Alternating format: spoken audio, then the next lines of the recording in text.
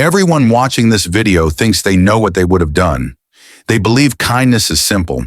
They believe helping is always obvious. But when a millionaire walked past a homeless mother holding her baby on a cold city sidewalk, the internet decided who he was in seconds. They called him heartless, cold, inhuman. What no one knew is that helping her immediately could have destroyed her life and his. This story is not about money. It's about judgment and the truth people never wait long enough to hear. It was a gray afternoon in Chicago. The wind cut through the streets, and most people walked faster than usual, heads down, hands in their pockets. On the sidewalk near a closed storefront, a woman sat against the wall. She held her baby tightly, pressing the child's face against her chest as if her own body were the only shield left. Her coat was thin, her shoes were worn, her eyes were tired in a way sleep could never fix.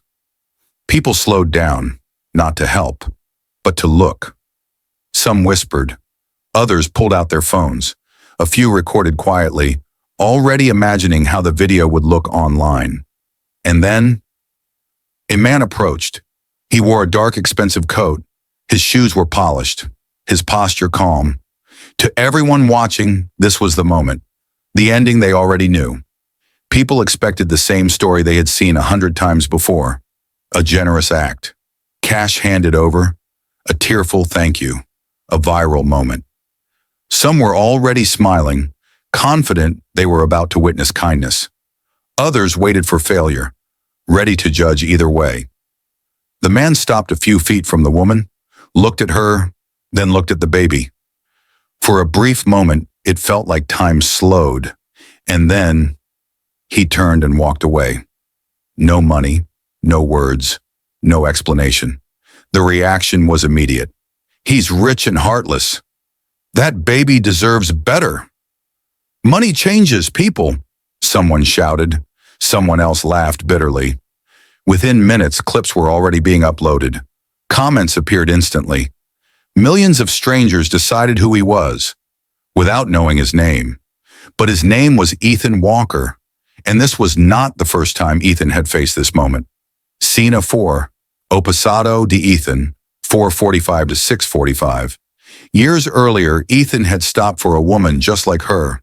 Same tired eyes, same trembling hands, same baby wrapped in a thin blanket. Back then, Ethan didn't hesitate. He paid for food, a hotel room, medical care.